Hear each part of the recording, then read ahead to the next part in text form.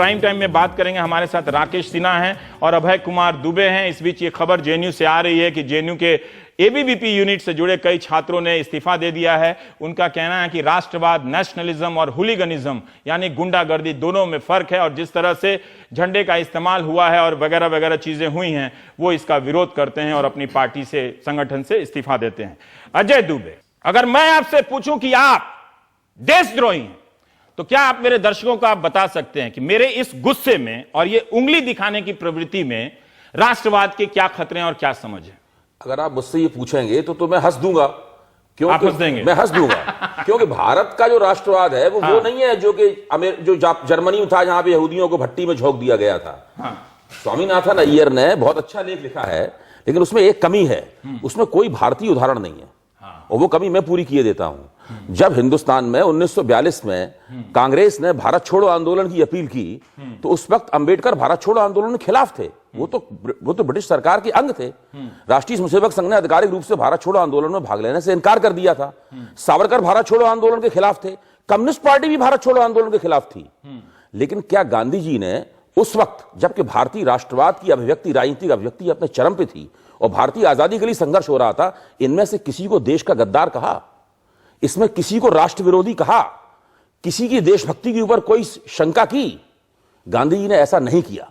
ये सब लोग स्थायी रूप से कांग्रेस के मैं ये कहता हूं गांधी जी इतने बड़े नेता उस वक्त भी थे, और मैं तो कहता हूं अपने देहांत के बाद आज भी इतने बड़े नेता हैं, सब लोग उनकी नाम की संबई भरते हैं। अगर गांधी जी ने इनमें से किसी को राष्ट्रवाद विरोधी कह दिया होता, किसी को गद्दार कह दिया होता, तो आज तक उस दिल्ली से पिंड छुड़ाने की वो कोशिश कर रहे होते और नाकाम हो रहे होते। आरएसएस कितना भी हिंदू हिंदू कहता रहता, लेकिन गांधी जी द्वारा लगाए गए उस आरोप से बचना और उससे अपने आप की हिफाजत करना उसके लिए बहुत मुश्किल हो जाता। अब मैं एक दूसरा उदाहरण देता हूं। जब हिंदुस्तान आजाद हुआ, बहुत छोटा, हिंदुस्तान आजाद हुआ, तो उधर तो जवाहरलाल नेहरू भाग्य के साथ मुलाकात का भाषण दे रहे थे आधी रात को, और इधर हिंदुस्तान के कई हिस्सों में समाजवादी और दूसरी विचारधारा के लोग नारे लगा के जुलूस निकाल रहे थे कि यह आजादी झूठी है। उनको भी कभी राष्ट्रवाद विरोधी नहीं कहा गया, उनको भी भारत की आजादी का विरोधी नहीं कहा गया। तो भारतीय राष्ट्रवाद इस तरीके से बना है। इसका उदाहरण लोग नहीं दिया। देखिए ये है पूरा परिप्रेक्ष्य जिसमें हमें भारतीय राष्ट्रवाद को देखना चाहिए। एक ही बार में झंझना गया कपार, मतलब कैसे लोग एंकर लोग करता है। लेकिन फिर भी अगर मैं पूछूं, Rakesh Sinha, you are the one who is the real, क्या बोलते हैं उसको, देशद्रोही। देखिए, मैं इस पूरे बहस को यह मानता हूं। नहीं, इस क्रोध की प्रक्रिया पे भी आप टिप्पणी कीजिए। इस पे अभय जी भी नहीं किया। ये जो अगर हम निशानदेही और क्रोध, मतलब आप जवाब जरूर दीजिए, उस पे भी टिप्पणी कीजिए। देखिए, मैं जब आप कहेंगे आप देशद्रोही हैं, तो और चीख के उंगली दिखा के 500 लोगों को ले आके कहूं तो मैं यही कहूंगा कि आप उसकी जो सजा देना चाहते दे दीजिए। मैं एक बात इतना कहना चाहता हूं कि देखिए, राष्ट्रवाद पर जो आप बहस कर रहे हैं, मुझे बहुत अच्छा लगा कि जो घटनाएं घट रही हैं उस इतर उसका वैचारिक आधार क्या है। ठीक है। तो पहले एक पंक्ति में मैं कहूं कि भारत का राष्ट्रवाद और पश्चिम में जो राष्ट्रवाद का डिबेट है उसमें एक बुनियादी अंतर है। और आज भी नहीं, वो उसको मैं एक ही लाइन में समझाऊं कहूंगा। पश्चिम के अधिकांश चिंतक कहते हैं कि राष्ट्रवाद ने राष्ट्र बनाया, चूंकि वहां भाषा के आधार पर राष्ट्र बना। हाँ, अधिकांश चिंतक यही मानते हैं कि राष्ट्रवाद ने राष्ट्र बनाया। जो लेटेस्ट अभी बनाने के लिए राष्ट्रवाद की विचारधारा का इस्तेमाल हुआ। जैसे ग्लेनर हैं, जो लेटेस्ट उन्होंने राष्ट्रवाद पर किताब लिखी, उनकी किताब 24 भाषा में 1,60,000 किताबें बिकी। ठीक है। उन्होंने कहा कि राष्ट्रवाद एक प्रोडक्ट है और राष्ट्रवाद ने राष्ट्र को बना, राष्ट्र ने राष्ट्रवाद से राष्ट्र बना, जैसे भाषा के आधार पर राष्ट्र बना। द्वितीय विश्व युद्ध के बाद राष्ट्र बने। भारत की स्थिति डिफरेंट है। भारत में है कि राष्ट्र से राष्ट्रवाद आया। उसका मैं एक पंक्ति में कहता हूं, वो क्या है कि एक वेद का श्लोक है, जननी जन्मभूमि स्वर्गादपि गरीयसी। ये प्राचीन काल में जब राष्ट्र के ऊपर कोई डिबेट नहीं था, तब हमने कहा कि जो हमारी जन्मभूमि है वो स्वर्ग से भी अधिक पवित्र और पूजनीय होती है। तो जन्मभूमि और राष्ट्र में अंतर है। मैं यही आता हूं। तो भारत का जो विकास हुआ एक सभ्यताई के परिप्रेक्ष्य में हुआ, सभ्यता के परिप्रेक्ष्य में हुआ। तो भारत का राष्ट्रवाद उस सभ्यता के परिप्रेक्ष्य में देखना चाहिए। इसीलिए मैं रवीश जी एक बात कहता हूं, जो आप दोनों ने बहुत अच्छी बात कही, उसमें बहुत बातों से मैं अंतर करता हूं जो संघ के संबंध में कहा, बाकी बातें आपकी सब अच्छी थी। वो क्या है, नहीं जो आप अंतर करते हैं तो वो भी आप बता नहीं, वो भी बता दूंगा, एक आध लाइन में तो बता ही दीजिए। हाँ, बता दूंगा।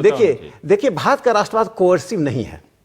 पश्चिम का राष्ट्रवाद में कोर्सन है, जैसे जर्मनी का आपने उदाहरण दिया। उसका एक उदाहरण देता हूं, बार बार पीडीपी की बात जैसे भारत का हाँ नहीं मैं बता रहा हूं, बार बार भारत का राष्ट्रवाद कोर्सिव नहीं क्यों है कि देखिए अभी आधुनिक उदाहरण ले लीजिए, नागालैंड में एंटी इंडिया मूवमेंट चला, कश्मीर में सेपरेटिस्ट मूवमेंट चला, मिजोरम में चला लालडेंगा का, सब जगह हमने डेमोक्रेटिक प्रोसेस से जो सीमांत और क्षेत्र सेना का कोई रोल नहीं है कहीं पे। मैं अब उसको ठीक है, वो आजकल के माहौल में तो डर रहे हैं हम लोग बोलने एक लोकतांत्रिक प्रक्रिया के तहत हमने राष्ट्रवाद को इवॉल्व कराने की कोशिश की। ठीक है। एक दूसरा जो प्रोसेस के साथ चलता है, जो बहुत इंपॉर्टेंट है भारत में एक एसिमिलेशन का प्रोसेस चलता है। यदि पश्चिम का पैरामीटर माने तो लैंग्वेज के आधार पर यदि भारत में राष्ट्र बनाए तो 3000 राष्ट्र बन जाएंगे, यदि धर्म के आधार पर बनाए तो सैकड़ों राष्ट्र बन जाएंगे। तो हमने ये कहा कि भारत में राष्ट्रवाद का एक साधारण मतलब यह है कि आप अपनी जन्मभूमि, जो आपकी जन्मभूमि है, उसके प्रति आप एक इमोशनल एफिलिएशन।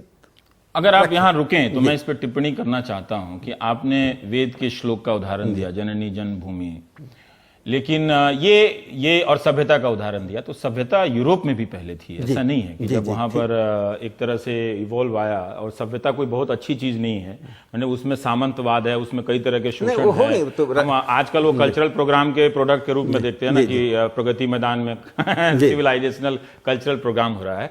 लेकिन जैसे ही आप उस पुराने श्लोक का देते हैं तो ये भी देखा गया, जो अध्ययन करने वाले रहे हैं, उन्होंने कहा कि एक आप उस आइडिया को, जो आज का आइडिया, जो 19वीं सदी का आइडिया है, उसको वहां ले गए जाके जहां कोई राष्ट्र की कोई कल्पना नहीं थी, लेकिन वो जन्मभूमि की बात थी, जो आज के आइडिया से मैच कर जाती है। ये मेरी जन्मभूमि है, जो इसकी एक सीमा है। तो एक आपको नहीं लगता कि ये 19वीं सदी की बात को अब और पीछे ले आकर एक दूसरे तरीके से राष्ट्र को देखने की कोशिश करते हैं, जैसा यूरोप में भी देखा गया है? ऐसी बात नहीं है कि इस प्रवृत्ति से नहीं देखा गया। देखिए क्योंकि आप कह रहे हैं कि अलग है हमारा नजरिया। एक मैं अभय जी से सहमत हूं कि, या वो शायद ये सहमत होंगे कि भारत की जो इंपीरिक राष्ट्रवाद की जो वास्तविक जो बिंदु हैं, उस पर हमने अध्ययन नहीं किया। हमने पश्चिम के पैरामीटर से भारत के राष्ट्रवाद का ये हो सकता है, लेकिन उसका मैं 2 उदाहरण बताता हूं कि देखिए टैगोर क्या कहते हैं। टैगोर राष्ट्रवाद को कहते हैं ये मैकेनिकल है, ये सिर्फ इकोनॉमिक आधार पर लोग इकट्ठा होते हैं, पॉलिटिकल आधार पर। उन्होंने कहा इसकी जगह क्या होना चाहिए, एक दूसरे समाज का नाम लिया, स्वदेशी समाज सुविस्थापित किया, जिसमें भावना होती है, इमोशंस होता है। जो स्वदेशी समाज की बात टैगोर कर रहे हैं, वास्तव में राष्ट्रवाद उसी को भारतीय राष्ट्रवाद रिफ्लेक्ट करता है, जिससे इमोशंस होता है एक दूसरे के प्रति, और पूरा अर्थ अपना है। इसे भारतीय राष्ट्रवाद में क्या है, पूरा भारतीय राष्ट्रवाद में क्या है, मैं इसको समाप्त कर दूं। भारतीय राष्ट्रवाद में क्या है कि स्पेसिफिक होते हुए भी, जन्मभूमि का साथ होते हुए, एक लार्जर ह्यूमैनिटी के कंसर्न को एड्रेस करते हैं। पर ये दोनों खूबियां किस राष्ट्रवाद में नहीं है?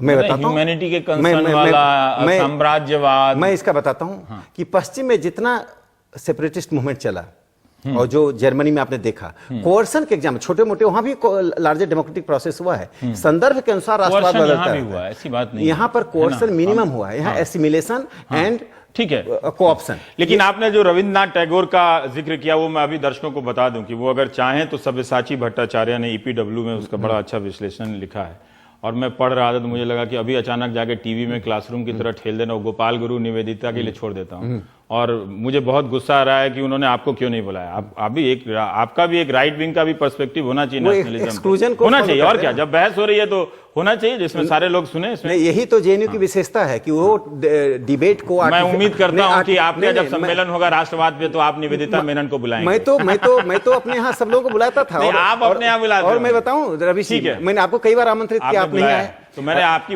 इस वजह से मैं नहीं आया, किसी और अभय जी आए, एक मैं भी आ जाऊंगा। और एक मार्क्सवादी को बुलाया, उसके कारण जनसत्ता ने 4 हफ्ते तक डिबेट चलाया गया। क्यों बुलाया? डिबेट चलना चाहिए, बहुत अच्छा है। क्यों बुलाया? मैं तो डिबेट चला रहा हूं कि उन्होंने 7 क्लास लिया तो 1 क्लास आपका क्यों नहीं लिया? अगर आरएसएस में कोई नहीं है और आप ही हैं तो आपको बुलाना चाहिए। अगर कोई नहीं मिल रहा है नेशनलिज्म पे बोलने के लिए, लेकिन जो उन्होंने टैगोर का उदाहरण दे दिया, लेकिन मैं जो समझा वो सब्यसाची भट्टाचार्य को पढ़ते, टैगोर का भी राष्ट्रवाद की समझ जो है वो बहुत उभरती जा रही है। अगर हम संक्षेप में ना दें, अजगरे सांपेर एक को नीति, मतलब अजगर सांप की नीति है, मतलब राष्ट्रवाद।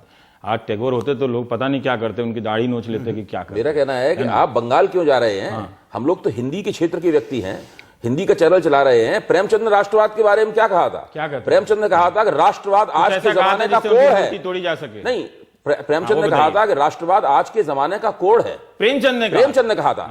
और जो कमल किशोर गोयनका ने उनका जो संकलन किया उनके निबंधों का, उसमें ये निबंध भी मौजूद है, और राकेश जी ने निश्चित रूप से पढ़ा होगा क्योंकि वो गोयनका जी का अक्सर जिक्र करते रहते हैं। दूसरी बात, जब रविन्द्रनाथ ठाकुर जापान गए, जापान में उनका भव्य स्वागत किया गया, लेकिन जब उन्होंने वहां पर मंच पर खड़े होकर राष्ट्रवाद की बहुत कठोर आलोचना की तो जापानियों का उत्साह ठंडा हो गया। और फिर पूरे जापान में उनको बहुत ज्यादा तरजीह नहीं दी गई। रविन्द्रनाथ ठाकुर लगातार राष्ट्रवाद की आलोचना करते थे, क्योंकि राष्ट्रवाद में एक प्रवृत्ति होती है, चाहे वो भारतीय राष्ट्रवाद हो, मैं भारतीय राष्ट्रवाद का प्रशंसक हूं, उसके बावजूद मैं कह रहा हूं चाहे वो यूरोपीय राष्ट्रवाद हो, वो समाज को हम और वे में बांटता है। कहीं भी हर कहीं भी जगह हमेशा हम और वे में बांटता है। जैसे कि सावरकर, वीर सावरकर, जिनकी मैं बड़ी इज्जत करता हूं, उन्होंने राष्ट्रवाद को पुण्यभूमि और जन्मभूमि की अवधारणाओं में बांट दिया।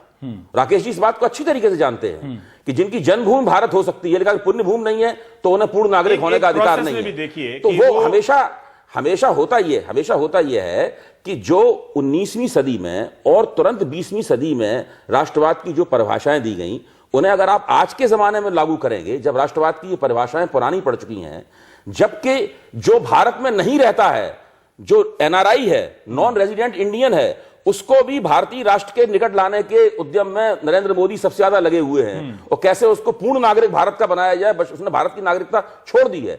ऐसे जमाने में जब भारत के अंदर आप ऐसी राष्ट्रवादी राजनीति करेंगे जो कि हम और वे में समाज को विभाजित करेगी, राजनीति को विभाजित करेगी, तो क्या होगा? बात ये आप दोनों के उदाहरणों से कि मुझे भी ठीक लग रहा है कि आप भारतीय संदर्भ में, खासकर हिंदी के संदर्भ में आप लोग उदाहरण दे रहे थे, ये ठीक है, यहां तक बात ठीक है।